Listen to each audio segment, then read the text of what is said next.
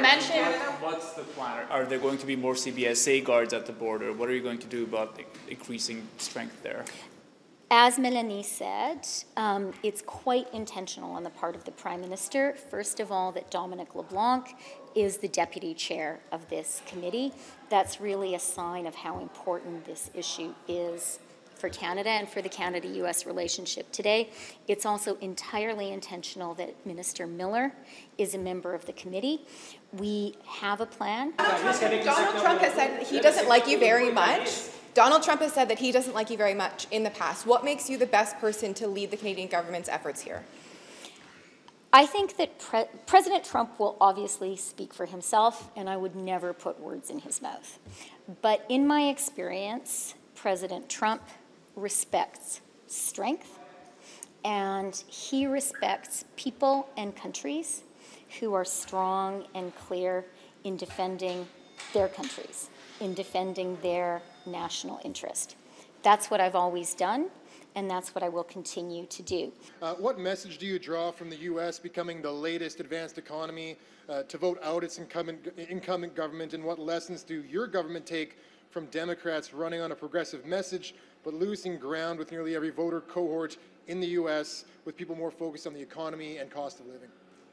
Canadians are absolutely focused on the cost of living, which is why we are stepping up with dental care for seniors. Over 1 million people have already accessed, and more ages coming on soon. Why we're stepping up to provide free insulin and free prescription contraceptives to Canadians across the country whose weekly budgets are squeezed. Why we're moving forward with a school food program that'll save hundreds of dollars for families on groceries and make sure that kids have full bellies when they're in schools. Why we're stepping up with $10 a day childcare and creating more spaces to save families thousands of dollars at a time when costs are so high. Why we're investing in more affordable homes to bring down the costs of rent, to make sure that young families can afford their homes.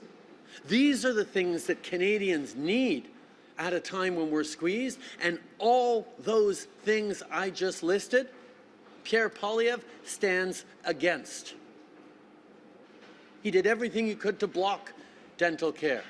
He stands against pharmacare, against child care, against the school food program, against investments in housing that is the first thing he'd cut, he just announced, against the investments in drawing in good jobs from around the world, investments from around the world to create good jobs here. Canadians need a positive plan that'll put money in their pockets and grow the future. That's exactly what we are fighting for every single day. Next question. Hi, Thomas Hill from Bloomberg. Just another one on the US election. What kind of impact do you anticipate on investment in Canada if the US begins aggressively cutting taxes, corporate taxes, like it's indicated it will? Is there a risk of investment moving south of the border? Canada has always focused on being competitive in terms of an investment climate versus the United States. That's why one of the things we've done over the past years is bring in new programs to draw in investment, and it has worked. Since 2015, foreign direct investment has increased by 60% in Canada. Last year, we were the third largest destination in the world for foreign direct investment, which makes us #1 per capita in the G20 for foreign investment. So the world is taking notice of what Canada's putting on the table. It's why we're leading in electric vehicle battery manufacturing, why we're drawing in so many innovative companies from around the world interested in, yes, our resources, whether it's critical minerals or rare earth elements, or energy, or whether they're interested in our AI and quantum computing.